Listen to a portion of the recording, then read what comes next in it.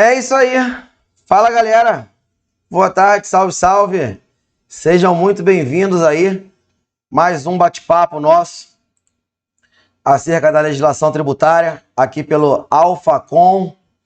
Beleza? A galera tá chegando aí. Fala aí, Ítalo. Tamo junto. Beleza? Pessoal, atendendo a pedidos, a gente tem um edital na praça, tem uma prova iminente aí. Muita gente veio pedir, o Alfacom atendeu. A gente está aqui para falar, então, do processo administrativo tributário para a Cefaz Roraima. Então, essa aula aqui, ela é direcionada para você que vai ser auditor fiscal no estado de Roraima. Tá ok? É exclusiva para a Cefaz RR. Tamo junto? Vamos para Roraima e depois que passar Roraima, a gente vai para Mato Grosso e vamos que vamos. A gente só para quando for aprovado. Tranquilo? Mais uma vez, me coloco à disposição aí, como um bate-papo de 1 hora. Eu trouxe aqui os pontos mais importantes que eu considero da legislação, aqueles pontos que a banca gosta de cobrar em prova. Então, vou explicar um pouco melhor, vou explicar as nuances do processo administrativo, tá? Colocar aqui os artigos que a gente tem que levar para a prova, imprescindível, e tentar desmistificar um pouco essa parte processual.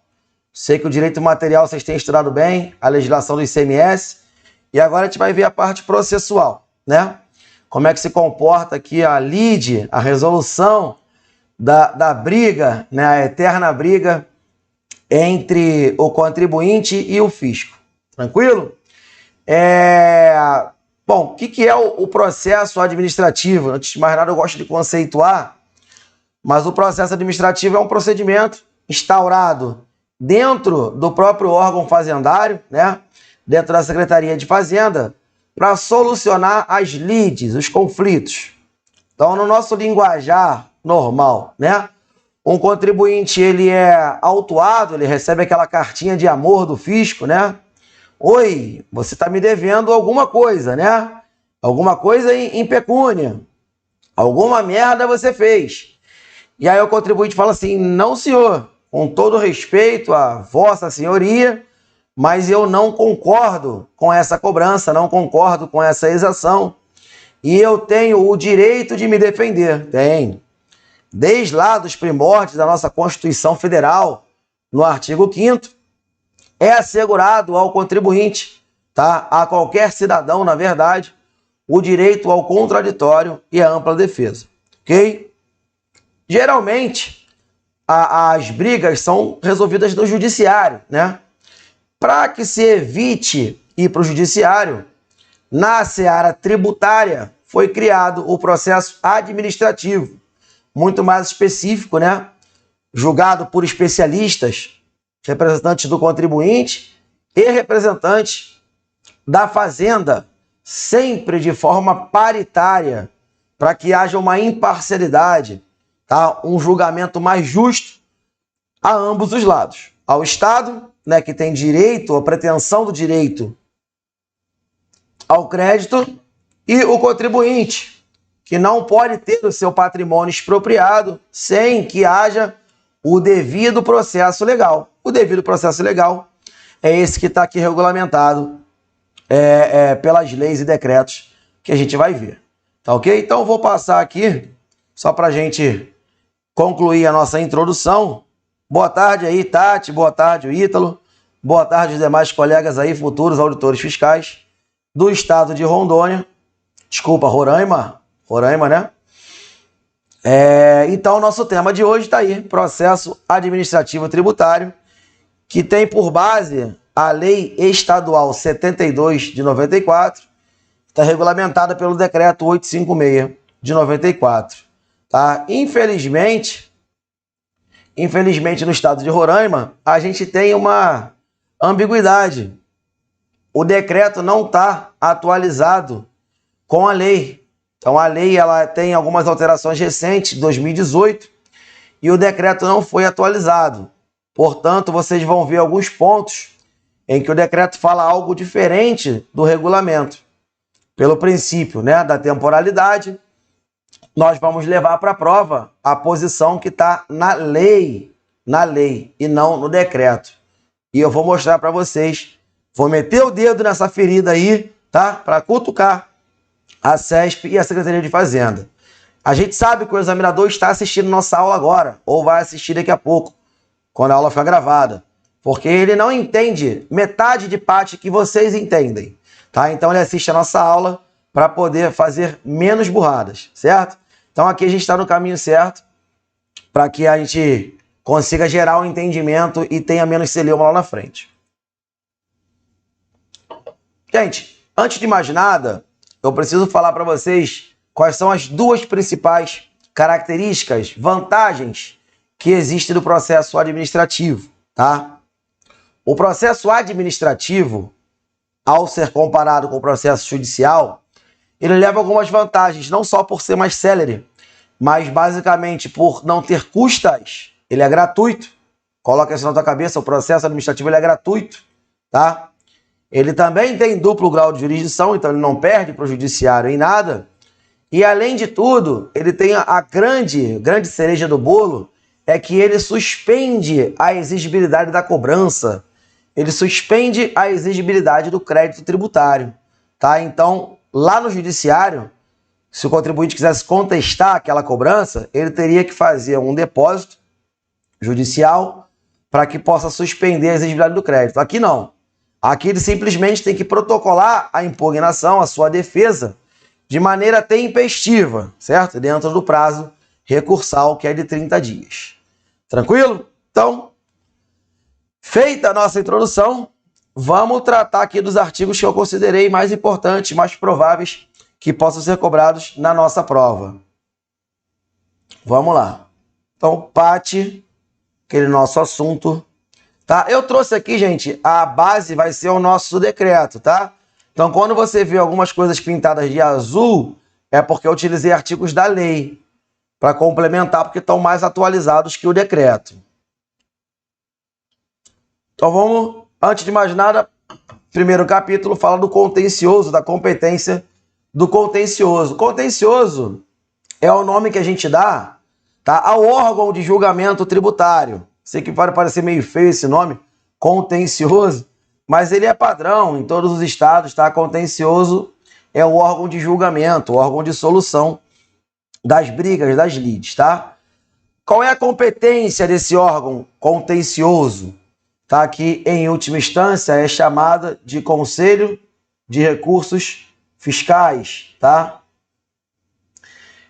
Compete decidir, por via administrativa, as questões tributárias decorrentes da relação jurídica em que o Estado seja parte, de acordo com a lei e na forma do regulamento, né? Então, de um lado eu tenho o Estado querendo angariar recursos, né, para financiar políticas públicas.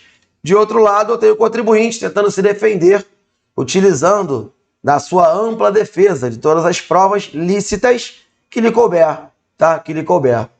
Tá ok? Então, nessa relação jurídica, a gente tem sempre interesses antagônicos, Estado e contribuinte. Vai para um órgão, que é administrativo, decidir de maneira imparcial quem é que tem a razão. Quem é que tem a razão. Então, é ele quem vai decidir as questões administrativas. Não esgotando a esfera de defesa do contribuinte, que pode recorrer a qualquer momento ao judiciário, mas esgotando, sim, na via administrativa, fazendo trânsito em julgado, administrativamente falando. Tá ok? A competência desse artigo é exercida no território do Estado de Roraima, né? Para julgar os recursos do processo administrativo fiscal, ou seja, o processo da briga mesmo, né? Da lide, do contencioso, que é a parte recursal. O processo especial de restituição também chamado, né, no nosso direito tributário de processo de repetição de indébito, quando o contribuinte ele recolhe algo indevidamente ou a maior para o cofre público, ele tem direito de pedir a sua restituição. O processo especial de consulta tributária, que visa dar uma uniformidade, um entendimento de interpretação à norma tributária. E recentemente, ó, não está no decreto, mas está na lei, foi incluído também a competência para o processo, para julgar o processo simples de restituição. Esses aqui, gente, decorrente da restituição do ICMS nas operações de exportação, das normais e dos procedimentos especiais com base no regime especial que tem em Roraima. Então, eles são decididos no processo mais simples de restituição. Lembrando a vocês, né, que as operações que destinam mercadorias ao exterior, vulgo exportação, elas são acobertadas pela imunidade constitucional, né, não sofrem incidência do ICMS. Então, se porventura houve alguma cobrança nessas operações, o contribuinte tem direito de pedir a restituição, e é um processo simplificado, tá? Na restituição da matéria exportação, a gente tem esse processo simplificado de restituição. Ele obedece um rito sumário. Tranquilo? Então tá, competência tá aí. Aqui, gente, a gente vai se ater ao item 1. Nesse nosso bate-papo, nessa nossa aula, vou falar do item 1, que é o item mais complicado, que tem mais assuntos para a gente trabalhar por causa do nosso tempo, tá? Então, olha só, o julgamento dos processos de restituição e de consulta, ele compete à primeira instância, dispensado o parecer da PGE. A gente sabe, tá? Se não sabe, vamos aprender agora, que junto ao conselho, né, junto ao órgão recursal, atua sempre um procurador do Estado. Ele é o advogado do Estado, tá? O representante da Fazenda Pública, ele não está lá atuando em nome do Estado. Ele está lá atuando de maneira imparcial, como juiz. Quem atua em nome do Estado, defensor da lei e da legalidade, é um procurador do Estado, tá? Esse procurador, ele acompanha todas as fases, podendo pedir vista, propor recursos, tá? Ele só não tem direito a voto, grava isso. Procurador do Estado não tem direito a voto, mas ele pode, a critério dele, emitir parecer sobre a situação, tá? Sendo que não é obrigatório, vendo que tem alguns casos em que ele é dispensado, ok?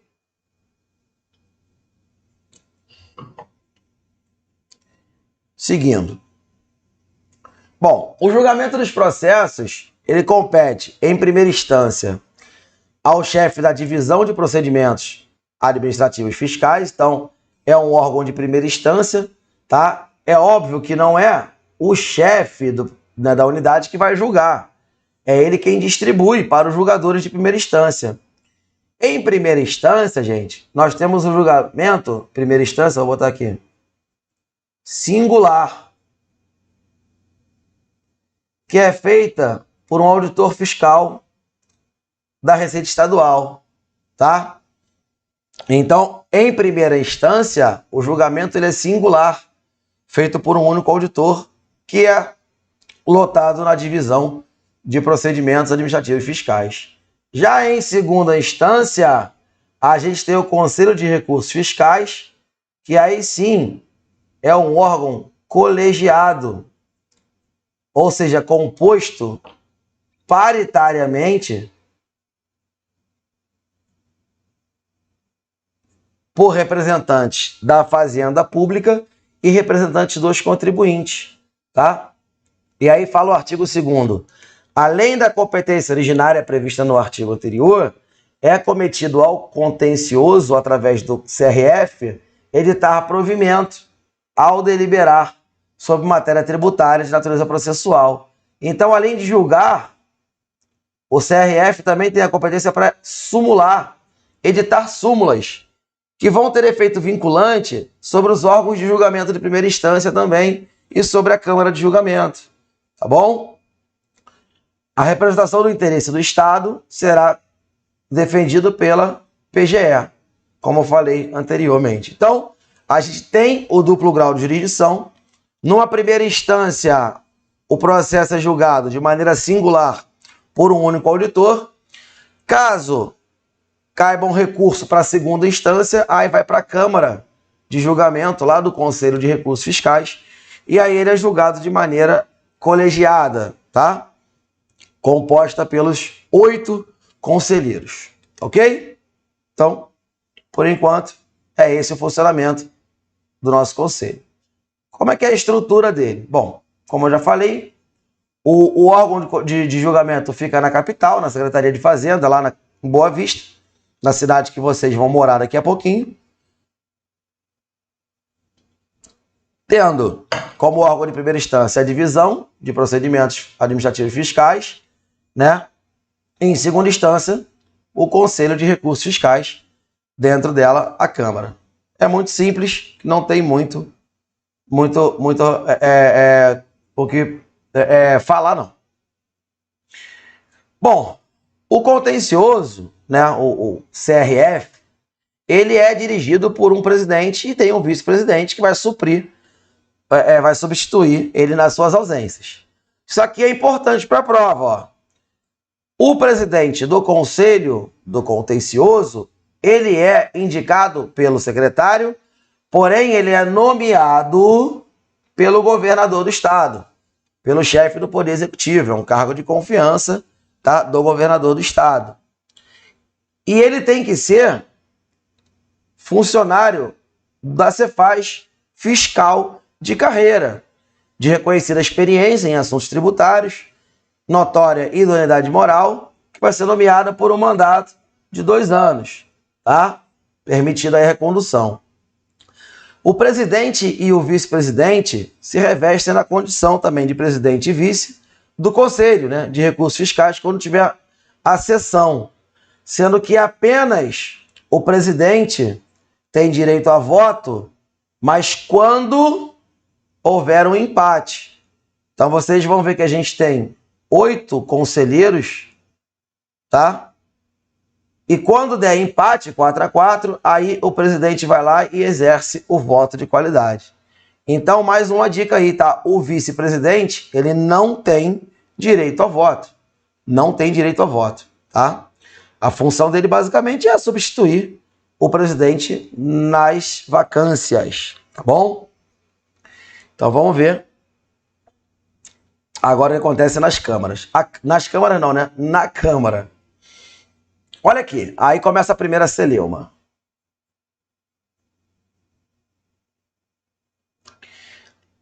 O decreto, o regulamento, tá, diz que o Conselho de Recursos Fiscais compõe-se de uma Câmara de Julgamento integrada por 6 conselheiros e os seus suplentes, sempre de maneira paritária. Metade dos representantes do fisco, metade dos representantes do contribuinte. Aí vem a lei, tá? Com uma alteração recente, até de 2018, fala que não, gente, aumentou. Tá? Então, o Conselho de Recursos Fiscais, que é o órgão de instância superior, tá? É o órgão que decide em segunda instância, que decide de maneira definitiva. Ele compõe-se de 8 conselheiros, igual número de suplentes. Então, eu tenho no Conselho de Recursos Fiscais 8 mais 8, tá? Escolhido entre pessoas de reputação ilibada, reconhecida experiência em assuntos tributários, sendo 3 da Cefaz. Ó, desses 8 aqui, são 3 indicados pela Cefaz, tá? 2 parlamentares da Assembleia Legislativa do Estado de Roraima e 3 representantes dos contribuintes, indicado pelos órgãos de classe lá, pela Federação de Indústria, tá? A gente vai ver depois quem é que indica, tá bom? Sempre 3 de um lado, 3 do outro e 2 parlamentares para garantir a participação popular, digamos assim, no órgão de julgamento. Gente, percebe-se aqui que a gente tem uma celeuma jurídica para a prova, né? Eu tenho o decreto falando que são 6 conselheiros, eu tenho a lei falando que são 8. Bom, posição para a prova. Ah, claro, antes de mais nada, né? Leiamos o enunciado. Se o enunciado falar segundo o decreto tal, segundo o regulamento do contencioso, porra, tu vai colocar que são 6. Agora, se ele falar segundo a lei ou não falar nada, vamos adotar o entendimento de que são 8, porque é a legislação mais recente. Uma lei, né, está num patamar superior a um decreto, então a gente leva para a prova que são 8 conselheiros que compõem a Câmara de Julgamento do Conselho de Recursos Fiscais, tá? São 8. Beleza? Ótimo. Então, seguindo. Deixa eu botar aqui o slide. Bom, olha só. A Câmara de Julgamento funcionará com a presença de 5 conselheiros. O decreto, mais uma vez, fala em 4. A lei fala em 5. Vamos seguir a lei. No mínimo. Então, para que haja uma sessão da Câmara e consiga ter a votação, eu preciso pelo menos da metade mais 1. Ou seja, a maioria simples. Eu preciso de 5. Tá ok? E a Câmara de Julgamento, que é o órgão, né, de segunda instância, não pode confundir isso. Ela vai decidir sobre os recursos voluntários. Recursos voluntários são aqueles interpostos pelo sujeito passivo. Recursos de ofício são aqueles interpostos pelos próprios julgadores de primeira instância, fiscais.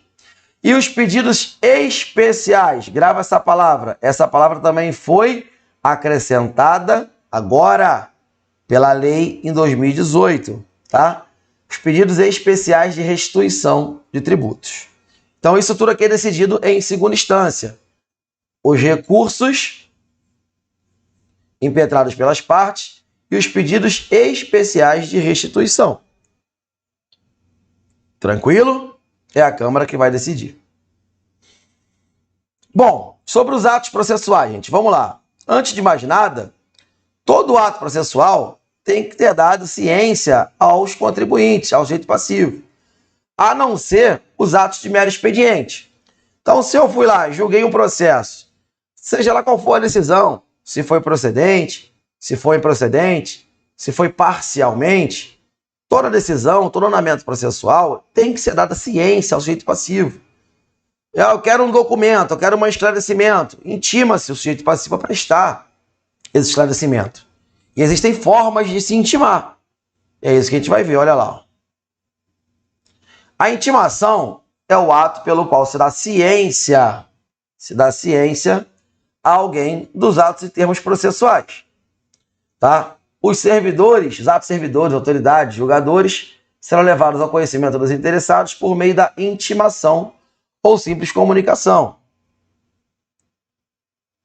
A intimação deve indicar o quê? Bom, a quem é direcionado. Quem é que está sendo intimado? O que eu quero com essa intimação? Um prazo. Né? A intimação deve conter um prazo para se cumprir aquilo lá. E de onde partiu essa intimação. Caso o contribuinte queira tirar alguma dúvida, sanar alguma pendência, ele tem que saber quem é que ele vai gritar. Tá bom? Quais são as formas de intimação previstas na legislação? Primeiro, intimação pessoal, aquela intimação romântica ainda, em que o fisco dá ciência ao contribuinte de maneira pessoal. O cara vai lá e dá o ciente, né? Assina, recebe uma cópia, certo? Ou quando ele comparece, o comparecimento também é uma forma de intimação pessoal.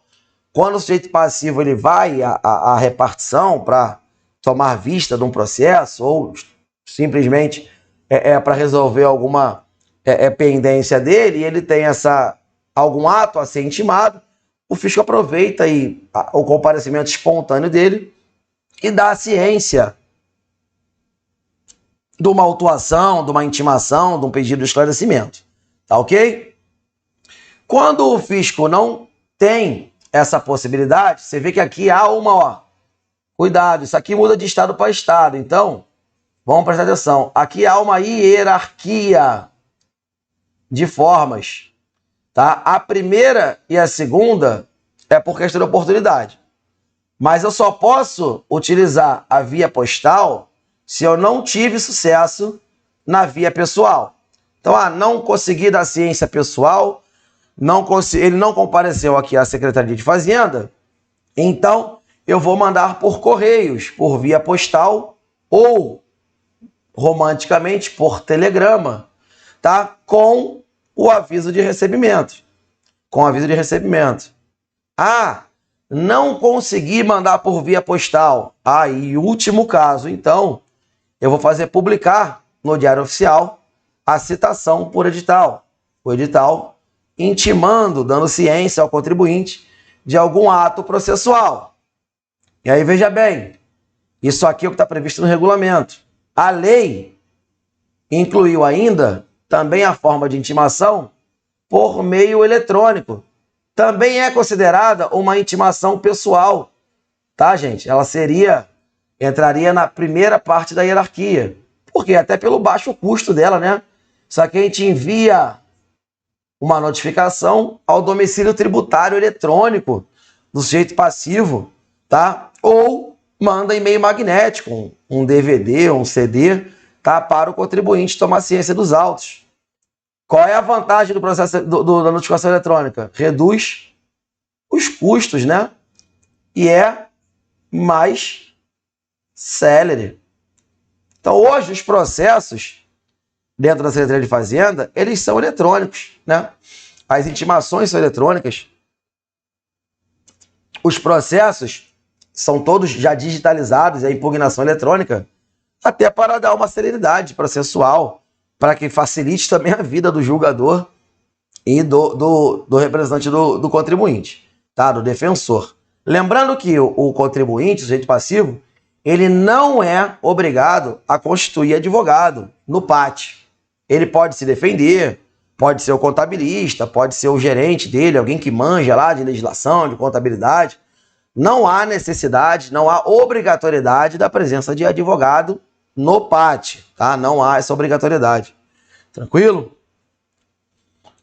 Então a gente tem lá, importante saber também, né, que eu te falei aqui da hierarquia, né? Então, na impossibilidade de fazer por via pessoal ou por via postal, aí sim eu vou adotar por via edital, por publicação no Diário Oficial do Estado.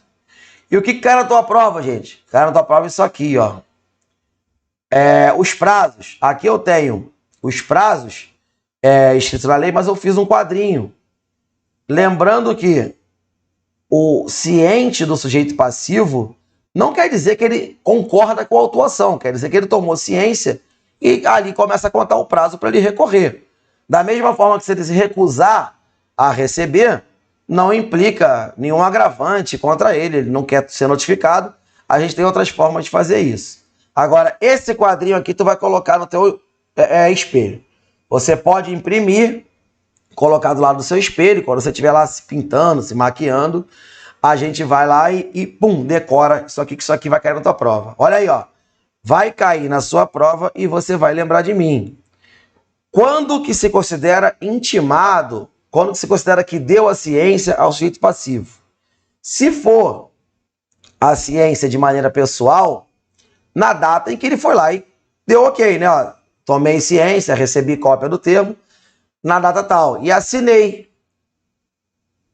Então, a data que ele colocou lá e assinou embaixo é a data que se começa a contar o prazo para ele fazer o recurso. Se for por via postal, mandou pelos correios, vai ter lá no aviso de recebimento, no AR, a data em que foi entregue ao sujeito passivo. Caso não veja a data, se o AR não vier, a gente considera que ele tomou ciência 15 dias após a postagem. Tá? 15 dias sempre corridos, tá, gente? Os prazos processuais aqui na Cefaz Roraima, eles são contados em dias corridos. O prazo é contínuo, não é em dia útil. Agora, a não ser que a legislação expressamente fale. Agora, se for por comunicação eletrônica, 10 dias após o envio ao domicílio tributário eletrônico, e se for por edital, também 10 dias após a publicação no Diário Oficial. Tá? Venceu esse prazo, a gente considera que o contribuinte está ciente da intimação e a partir daí começa a contar o prazo para ele recorrer começa a tempestividade. Tempestividade. De boa? Tamo junto? Então tá, esse quadrinho aqui é importante demais para a nossa prova. Outra questão que é batata, que sempre cai em prova, os prazos processuais.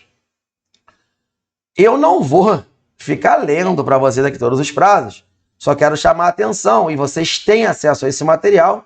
Inclusive, tá, quem não tiver esse material ainda aí, pode me mandar uma mensagem lá no Instagram, @professor André Fantoni, que eu encaminho para vocês, tá? Mas esse material é para vocês terem um resumo e quando chegar na véspera da prova, dar uma passada de olho, que aqui tem os pontos mais importantes. Então, eu tenho prazo de 2 dias, eu tenho prazo em dia útil? Tenho, ó. O único prazo, olha aí, o único prazo em dias úteis que eu tenho para o PAT é o prazo de 3 dias úteis, tá? Tenho prazo de 5 dias, tenho prazo de 10 dias, tenho prazo de 10 dias, tenho prazo de 20 dias e tenho prazo de 30 dias.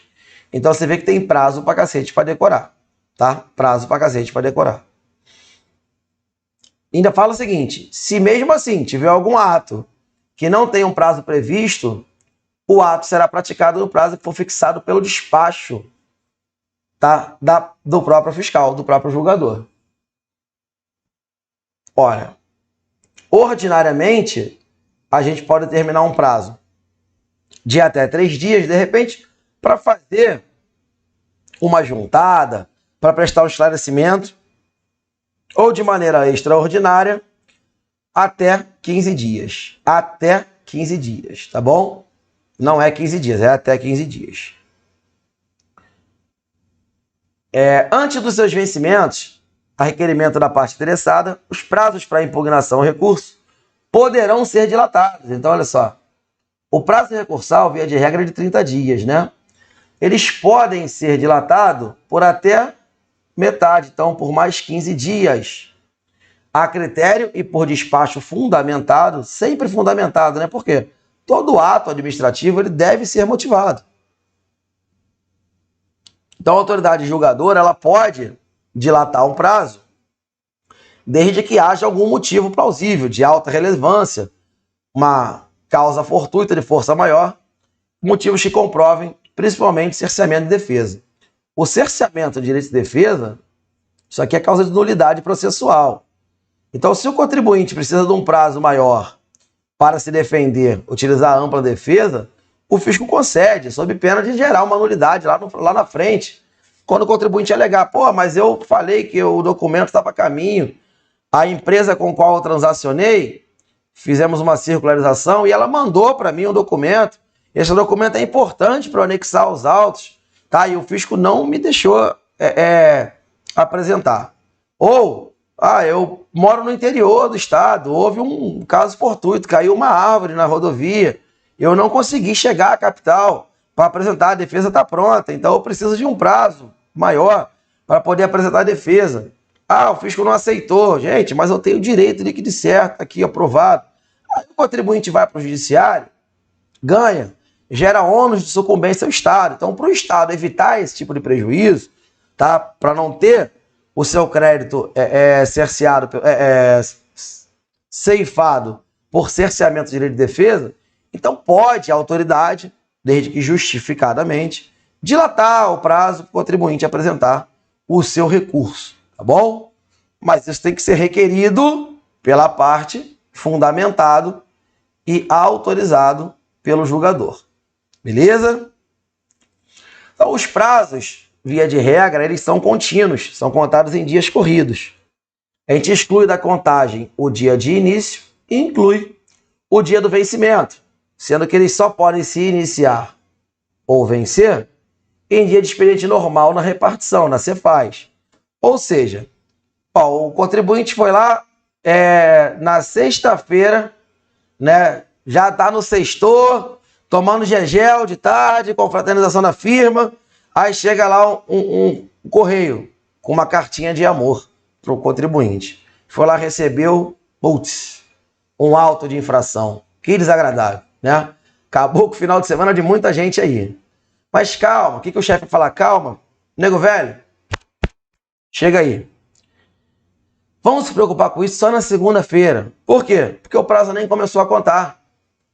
A gente exclui da contagem o dia do início.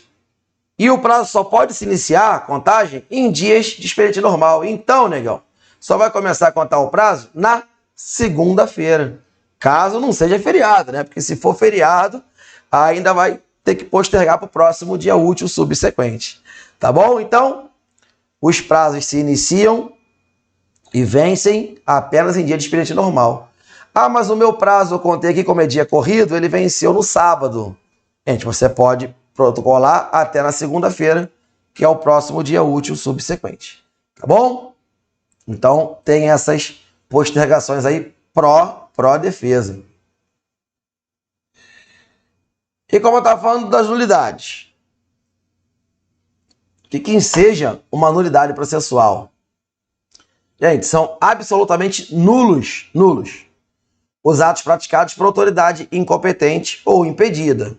Cara, quem tem a competência para lavrar auto de infração é o auditor fiscal, é você que está fazendo o concurso. Aí imagina que você está lá praticando até que seja um ilícito tributário, vem um agente fazendário que não é fiscal, é agente administrativo, te enquadra e te dá uma multa. Gente, aquela auto de infração gerado, ele é nulo. Por quê? Ele foi lavrado por uma autoridade incompetente. Incompetente. Tá ok? Autoridade impedida. O que é impedido? É você, irmão do camarada. Imagina, você autuou a empresa do seu irmão, sua mãe, porra, parente até terceiro grau. Isso é causa de impedimento. Suspeito, tá? Os atos e termos praticados e decisões proferidas com preterição ou prejuízo de direito de defesa. Cercear direito de defesa é causa de nulidade. Isso aqui é muito grave. Tá muito grave. Atos praticados em desacordo com a lei. Ora, se a lei tem o rito processual, se a lei manda você seguir o devido processo legal, não tem a liberalidade, o julgador, de praticar. Olha, eu quero colocar esse julgamento em pauta agora. Ah, mas nem avisou o contribuinte. Tem que avisar a defesa, caso ele queira sustentar oralmente, tal, fazer algum requerimento, solicitar diligência. E aí? Ah, quem manda sou eu. Não, não é assim. Não é assim, tá? Ou também são nulos o lançamento, né? O auto de infração ou a notificação de lançamento que não contém os elementos suficientes para se determinar com segurança a infração ou o infrator. Então, assim, aqui eu tenho um chamado vício formal, né? Ou até mesmo um vício material. Quando o agente, o auditor fiscal que lavrou a autuação, ele não trouxe dentro do auto de infração todos os requisitos necessários para identificar qual foi a infração. Isso implica automaticamente no cerceamento de direito de defesa. Ora, como é que o contribuinte vai se defender se ele não sabe do que ele está sendo acusado, certo? A nulidade que trata esse artigo somente vai prejudicar os atos, termos e decisões que diretamente dependam ou sejam consequentes daqueles anulados, né? A teoria do fruto lá da árvore dos frutos envenenados. Então, é dali para frente. Os atos praticados antes do ato nulo continuam valendo, tá? Continuam valendo. Até pelo princípio da celeridade processual. Se tiver que começar tudo do zero, pelo amor de Deus. Tá? E essas nulidades, elas são decididas em matéria preliminar, antes de julgar o mérito. Tá? Pode ser apreciadas de ofício ou a requerimento da defesa. Então, gente, antes de julgar o mérito, a gente tem que julgar as questões preliminares. Questões preliminares, matéria de ordem pública, por exemplo, prescrição, decadência, ou essas alegações de vícios formais ou materiais, tá bom? Só que a legislação fala o seguinte, mesmo que haja essa nulidade em matéria preliminar, a autoridade julgadora deverá votar no mérito, mesmo quando vencida a nulidade, tá? Algumas nulidades, gente, algumas incorreções ou omissões, elas podem ser sanadas, inclusive de ofício, tá? Desde que seja passível de correção, quando não influírem no julgamento do processo. Se influir em prejuízo a uma das partes, aí esse vício é insanável. Tá bom?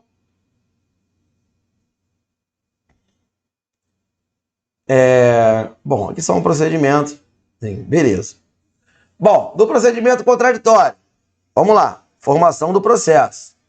Isso aqui, gente, eu coloquei tudo de amarelinho para que a gente não tenha dúvida. Isso aqui vai cair na tua prova, tá? O momento em que se dá início ao PAT, ao contencioso administrativo. Gente, eu vou até olhar para você nos seus olhos, porque vai cair na sua prova e você vai lembrar de mim. Gente, em que momento se inicia o PAT?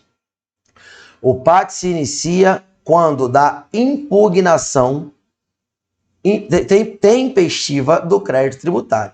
O PAT não vai se iniciar quando o auditor fiscal lavra o auto de infração. Não. O PAT não vai se iniciar quando eu publicar no Diário Oficial. Não. O PAT vai se iniciar quando ocorre a impugnação à exigência do crédito tributário ou pela sua revelia. A revelia quer dizer que o contribuinte ele não se manifestou no prazo e ele vai ser encaminhado para a cobrança judicial pela dívida ativa. A exigência do crédito tributário, ela é formalizada pela ciência, pela ciência do sujeito passivo, ou seja, pela intimação regularmente feita. E a gente já viu quais são as formas de intimação, pessoal, eletrônica, via postal ou via edital. O processo administrativo fiscal tem início na sua instauração e termina com a decisão irrecorrível. O que é isso aqui, gente? Quando transita em julgado lá na segunda instância, ou seja, pelo Conselho de Recursos Fiscais. Tá bom? Beleza. Forma-se o processo, o PAT, mediante junção do auto de infração ou da notificação de lançamento, junto com os documentos, papéis, recibos serviram de base. Então, o auditor fiscal vai embasar o auto de infração com todas as provas e documentos que ele tiver para fundamentar a sua acusação, tá? Ou do termo de revelia, se essa for a causa de instauração. O termo de revelia quer dizer que o contribuinte dormiu. Serão entregues ao contribuinte sempre cópia de tudo, mediante recibo, para que não haja cerceamento do direito de defesa, para que não haja uma nulidade. Então, o contribuinte tem que ter direito à cópia integral dos autos. Contribuinte ou seu representante, tá? Cópia integral dos autos. Tranquilo? Bom, instaurado o PAT, o chefe da repartição vai encaminhar, mediante protocolo, para o departamento que vai julgar. A divisão de informações econômicas fiscais fará o saneamento de dados e tal, encaminhar os setores para que deem despacho, que fundamentem o processo. Isso aqui é para embasar a decisão do julgador, tá? É a colheita de provas. Isso é quase que uma diligência, tá? Agora, quando no decorrer do processo forem juntados documentos novos, inclusive laudos periciais, tá? Tem que abrir vista às partes para que se manifestem no prazo de 5 dias. Então, sempre que tiver alguma juntada, algum apensamento ao processo, reabre vista ao contribuinte, principalmente, para que ele possa se manifestar sobre aquele novo documento. Caso isso não seja feito, gente, é causa de nulidade, por cerceamento do direito de defesa. Bom? Lembrando que as impugnações juntadas sempre por escrito, tá? Impugnações sempre por escrito e juntando aos autos que são organizados de maneira forense, numerados por páginas de forma decrescente. Beleza? Tá aqui. Tranquilo. Tá. No processo originário do auto de infração. Bom, a auto de infração acontece quando? O lançamento de ofício acontece quando há alguma infração. Então, constatada alguma infração à legislação, o crédito vai ser formalizado pelo auto ou pelo lançamento. A lavratura compete privativamente aos servidores que tenham competência, ou seja, ao auditor fiscal da Receita Estadual, você, daqui a pouco, e ele tem que ter os seguintes requisitos formais, tá, gente? Olha só, Isso aqui, ó, se faltar algum dos requisitos previstos no artigo 71, é causa de nulidade do processo. Tá bom? Causa de nulidade do processo. Então, vai, travou aqui.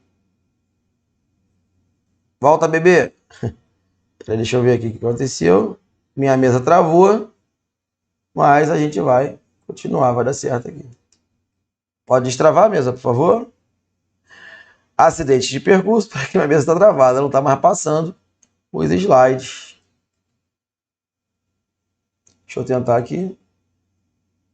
Passou. Então tá. Passei aqui para vocês, ó, vamos lá. Aqui tem, então, os requisitos formais do auto de infração, tá? Tudo o que ele tem que conter para que seja um documento válido. A falta de indicação de uma dessas informações gera a nulidade, tá? E a impugnação, gente? A impugnação é o quê? É a defesa que é apresentada pelo sujeito passivo. Ora, a impugnação também tem os requisitos e ela tem efeito suspensivo desde que seja tempestiva, instaurando a fase litigiosa do processo administrativo. Denomina-se impugnação a defesa, né, apresentada em primeira instância no processo. Lembrando que essa defesa ela é escrita, tá? Não tem defesa oral. O autuado que impugnar o feito poderá, olha só, isso aqui não é obrigatório, ele poderá efetuar um depósito em dinheiro do valor atualizado para elidir a atualização monetária a partir da efetivação do depósito. Então, isso aqui é só para suspender a mora. Não é para suspender o crédito. Para suspender o crédito tributário, ele não precisa efetuar depósito algum. Tá bom? É só se ele quiser suspender a mora. Se a impugnação for apresentada fora do prazo legal, Fatone, passaram 30 dias e ele dormiu, não será apreciada pela autoridade competente. Os autos vão ser arquivados, tá? E vai ter um despacho de intempestividade. Ele vai ser considerado revel, a revelia, e isso vai ser encaminhado para a cobrança da PGE em dívida ativa. Tá bom? Então, quem dorme, perde. No artigo 78, a gente tem aqui os requisitos, né, da impugnação. Então, também tem que apresentar a quem é dirigida a autoridade, né, a autoridade que vai julgar. Tem que saber quem é que está fazendo a impugnação, qualificar o sujeito passivo, fundamentar pelas razões de fato e de direito, apresentar de uma vez só, tá, gente, os documentos probatórios, indicar provas e se vai requerer diligência ou perícia, tá? E se apresentar fora do prazo, o documento em que foi dado pela autoridade julgadora que concedeu essa dilação, tá? O autuário deve juntar todas as provas documentais que se tiver no momento da impugnação, bom? E indicar se ele vai querer que faça perícia ou diligência, que não é obrigatório ser obedecido pelo julgador. Beleza? Vamos lá. Já está terminando. A revelia. O que é revelia, gente? Considera-se revel o autuado que não apresentar impugnação ou não cumprir a exigência reclamada. A revelia não impede a presença da parte no feito, que o receberá no estado em que se encontrar, vedada a reabertura das fases preclusas, ou seja, as fases que ficaram para trás. Então, se ele perdeu o prazo para apresentar uma declaração, um esclarecimento, ele pode participar do processo, do rito do processo, porém, aquela fase que ele perdeu o prazo para se apresentar, para apresentar algum documento a favor dele, ele perdeu. O processo vai ser julgado do jeito que tiver, tá? Vai ser lavrado o termo de revelia para confirmar, para formalizar que ele não cumpriu o solicitado, tá? E vai encaminhar para o contencioso para saneamento de ofício do fisco. Outra parte muito importante, suspensão do processo. Gente, grava essa palavra. O examinador, ele vai dar a entender a você na prova que quando há morte do sujeito passivo ou perda da capacidade processual do impugnante, o processo ele é extinto. Mentira! Mentira! O processo ele fica suspenso até que se faça o trâmite da substituição da parte processual. Tá bom? Durante a suspensão, nada pode ocorrer. É defeso, é proibido à autoridade realizar qualquer ato, exceto os urgentes, a fim de evitar dano irreparável, tá? Então, digitalização do documento, tá? Uma vista processual para alguém, isso aí pode acontecer. Agora, ele não pode praticar nenhum ato que implique a presença do sujeito passivo ou que vá prejudicar, tá bom? Não pode trazer prejuízo da defesa. Agora sim, o que extingue o processo? Extingue o processo quando o conselho acolher a alegação de coisa julgada. Ora, se foi coisa julgada, extingue-se o processo pela decisão de mérito. Quando o sujeito passivo for considerado ilegítimo, se o sujeito passivo não é capaz de postular nos autos, o processo também está extinto. Tá? Quando se julga em favor, ou quando tem um pagamento, um pedido de parcelamento, ou seja, as causas de extinção do crédito tributário que estão previstas lá no artigo 156 do CTN, lá no CTN, né? Quando for concedida uma anistia, quando a decisão de segunda instância for absolutória, ou seja, foi decidido, transitou em julgado lá pelo Conselho de Recursos Fiscais, que é aquela ação fiscal aí improcedente, tá? Ou quando houver a desistência por parte do sujeito passivo. Quer ver um caso concreto de desistência pelo sujeito passivo? Por exemplo, quando o sujeito passivo ele entra com uma impugnação, com uma defesa, um recurso sobre aquela mesma matéria, né? Ou seja, contestando aquele auto de infração no judiciário. Quando ele procura o Poder Judiciário para entrar com uma ação anulatória, por exemplo, ele está automaticamente desistindo do processo administrativo. Tá? O Conselho de Recursos Fiscais vai lavrar, o julgador vai lavrar um termo de revelia pela desistência e vai extinguir o processo por perda de objeto. Por quê? Ora, negão, se tu quer discutir isso na esfera judicial, então eu aqui no contencioso não vou ficar perdendo meu tempo, gastando tempo para julgar teu processo, se na verdade a gente sabe o que vale, né? Sobressai, o que se pressupõe, o que se sobrepõe é a decisão judicial. Então vamos aguardar o processo judicial desenrolar e eu extingo o processo por desistência. O contribuinte, quando ele opta pela via judicial, e ele tem todo o direito de optar, ele está abrindo mão de discutir o processo na esfera administrativa. Ok?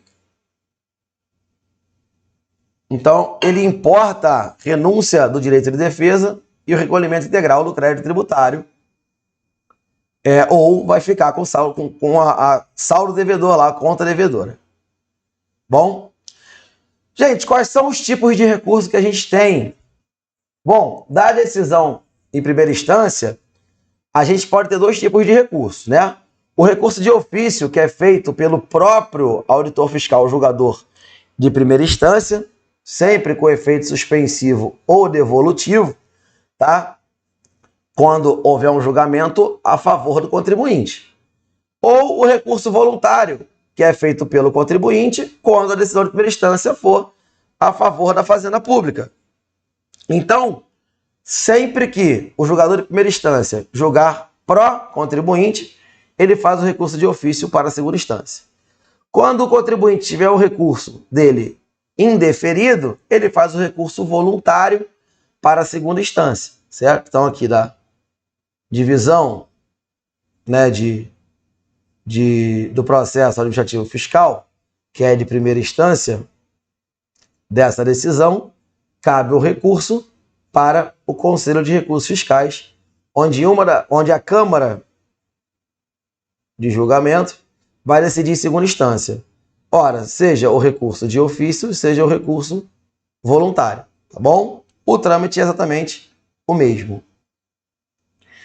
Para fins de interposição do recurso de ofício, a gente considera contrária a decisão que julgar ilegítima a exigência, importar redução do montante do crédito, ou seja, aquele deferimento parcial, declarar alguma nulidade do processo, extinto o crédito tributário ou improcedente a autuação. Isso aqui é julgamento de mérito, Ou seja, o julgador de primeira instância julgou contra o fisco, parcialmente ou no todo. Nesse caso, cabe o recurso de ofício para que o conselho possa ratificar, né, essa decisão. E ainda, da decisão exarada em segunda instância, que é dada por maioria simples pelo conselho, tá, cabe ainda, tá, um pedido de reconsideração. Quando o processo não tiver votação unânime, tá, a gente viu lá que estão 8 conselheiros na segunda instância. Se não foi 8-0, vamos supor que foi um 7-1. Ih, rapaz, nem vou falar de 7-1, que 7-1 dá trauma pra galera, né? Cabe ainda um pedido de reconsideração, desde que haja um argumento plausível. Ou quando o julgamento estiver versado somente sobre causas preliminares, ou seja, quando ele não apreciou o mérito da coisa, tá? Aí, nesse caso, cabe o pedido de reconsideração. O pedido de reconsideração volta para o próprio órgão de segunda instância, tá? E só tem uma única chance. O pedido de reconsideração será julgado uma única vez, tá ok? É o último choro ali, a última chamada do contribuinte. Olha, rapaz, pontualmente, né? Pontualmente, às 15h30. Então, a gente encerra por aqui aqueles pontos mais importantes que a gente quis trazer para vocês. Deixo aí à disposição, né, nossos contatos aí, as redes sociais, para que você possa me achar. E caso precise, Antônio, faz uma outra aula de PAT, faz uma aula de legislação, de IPVA, tá? A gente aqui no Alfacom está à disposição para vocês, para sanar alguma dúvida, para poder fazer um bate-papo, para poder receber as críticas, sugestão de vocês também. Então podem mandar e a gente está sempre à disposição. Beleza? Vou ficar aqui então à disposição se alguém quiser botar alguma coisa no chat aí, quiser tirar alguma dúvida, algum ponto que não ficou muito claro, tá? O material está à disposição de vocês também. Eu também estou à disposição lá no Instagram. Pode me chamar. E eu acho que era isso que a gente queria trocar uma ideia por hoje. Viu? Se não houver dúvidas, daqui a pouco a gente vai encerrar aí, né, Luiz? E vocês fiquem à disposição para usar, degustar e abusar desse vídeo aí, desse nosso bate-papo.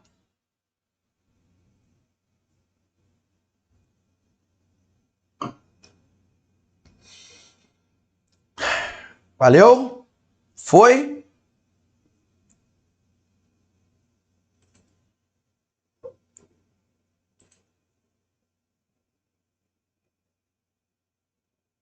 Bom. Sem mais, então, eu agradeço aí a paciência, agradeço a audiência. Valeu, Amanda, muito obrigado. Valeu, Ítalo, pessoal que estava aí. Valeu pelo carinho. Contem comigo, estou à disposição. A gente sempre está à disposição aí para ajudar vocês. Forte abraço, fique com Deus e nós estamos juntos.